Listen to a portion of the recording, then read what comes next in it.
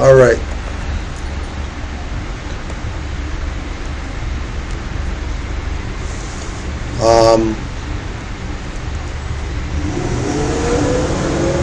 I got a email. I got a YouTube message from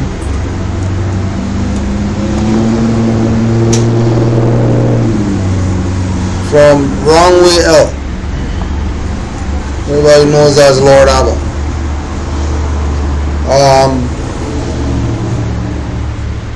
So again, we're speaking with Moors now, right?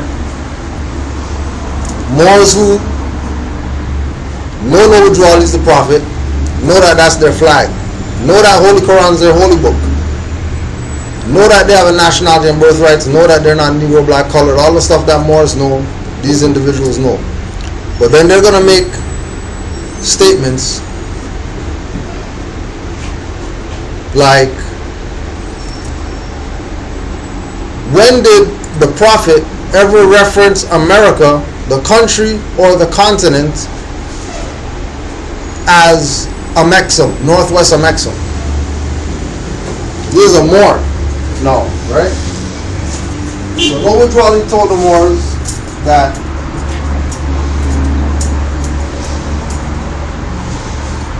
there's this place called Africa. The ancient name of Africa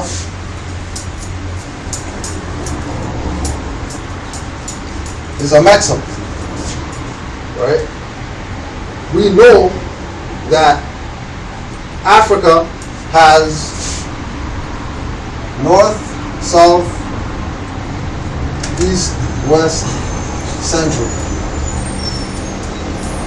right?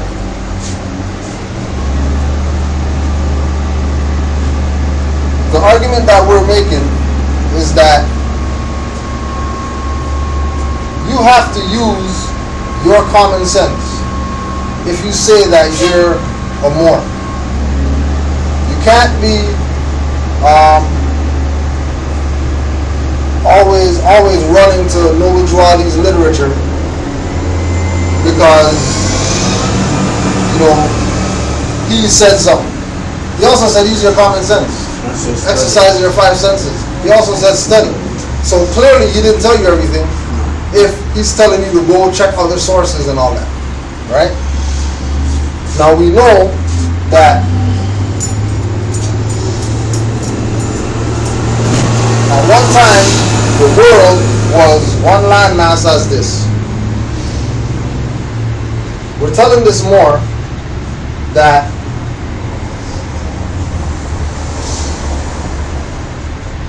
you're not going to find Noble Drew saying North America is Northwest Amexem.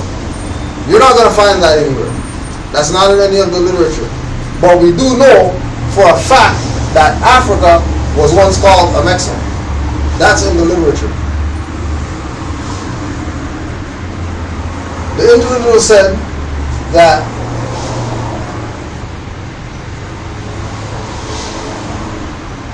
we can't prove this Northwest Amexem, that we're lying to people and all that stuff. So we bring the concept of Pangea up and say, well, Africa and America fit together like a puzzle. They fit together like a puzzle. And during this time is when they fit together like a puzzle. So if Africa was known as Amexem during this time, then on a map, Northwest Amexem would be over here. That's just what it is. Because this is west and we're north. Right? If we're south, it'll be southwest Amexem. If we're central, they're going to be central west Amexem. So did Al-Kabilan come after Amexem? I was just reading some of Dr. Ben's books, and refers to the Africa as an Kevlar. So we can say a maxim slash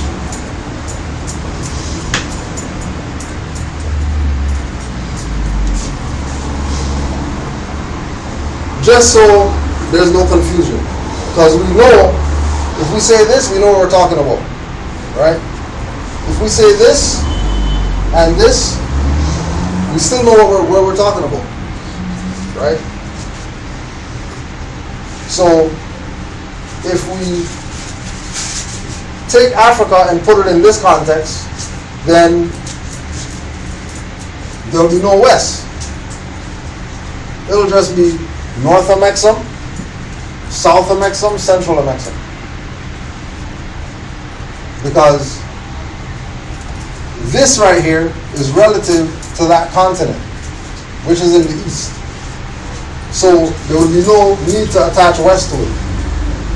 So by us saying northwest, central west, southwest of Mexum, we're tying the fact that this was this collaboration. This wasn't just this alone. This was these two places being one place. And then they're going to bring up Atlantic Ocean. It was Panji. Right? When it was that, that's what it was. Yeah. When it was this. When these two were together. And the other ones, it was Pangea. Yeah. Right? So all the continents when it was together, it was called Pangea. Pangea. Yeah. So that's meaning America and Africa as a unit? Unified? So in one word, As one. Pangea. Yeah, as one. If you put this in Google, it'll come up with a picture of Pangea, right?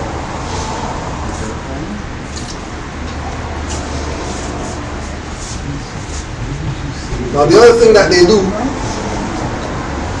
is try to make you think that the oceans separate something. Yeah. The oceans don't separate anything, because the land masses are connected under the water. So there's no oceans that's separating land.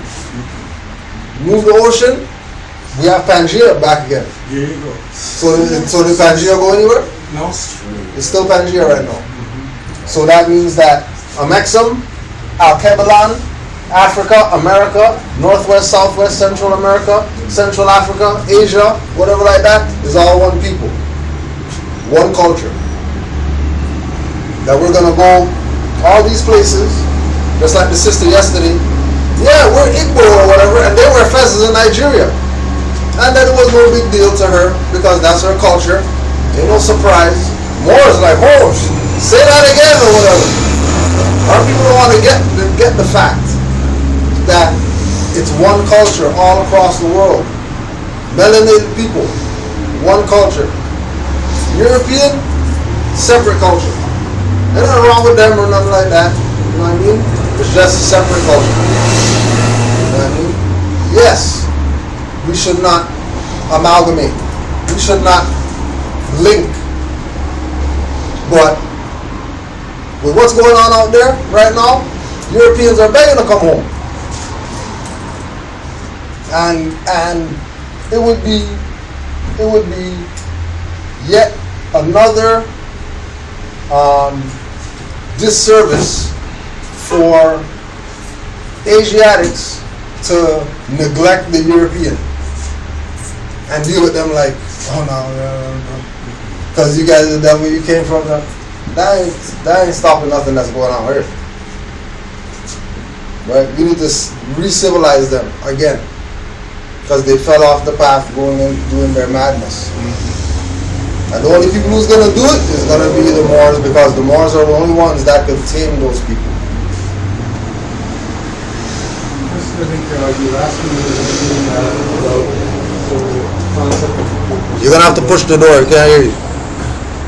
You were saying to me in the beginning, you were asking me about the perspective of people coming onto the nationality perspective. Yeah. I think though one of the things I've been thinking about this last night because when we had our conversation today, and I think I was talking to the brother here about us as a nation trying to bring ourselves back together. One of the things that I think is, and I've noticed myself doing it, I'm always ready to help the stranger out, but I'm never really ready to help my brother out.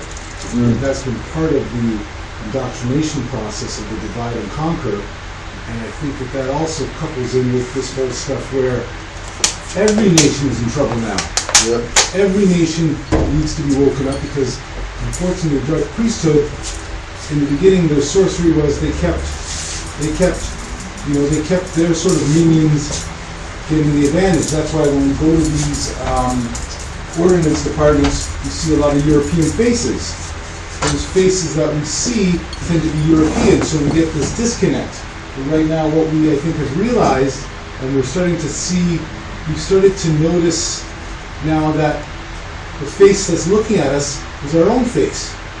Right. It's one of our brothers. Yeah. You can call him an Uncle Tom, you can say whatever he is, but what they've now done is they have now sort of, I think Taj made reference to this, you don't see, you see your own face there, so you say top of the morning to him, as if everything's all right, when it's really the behind the scenes puppetry that's really manipulating this. But to get back to this point, what my feeling is that we need to focus on us, and this ties in with the Buddhist temple thing. We need to have our own events. Right. Before we need to go to help the European back out, we need to help ourselves out. And that's a major problem because we don't know how to help ourselves out. Right? But we've been trained, indoctrinated to help them out. You know what I mean? And at the drop of the hat, we're out there helping the European out. What about our brothers, our own brothers? We're willing to go murder our own brothers in our neighborhoods, but we'll be ready to go out there and help the European dig a ditch.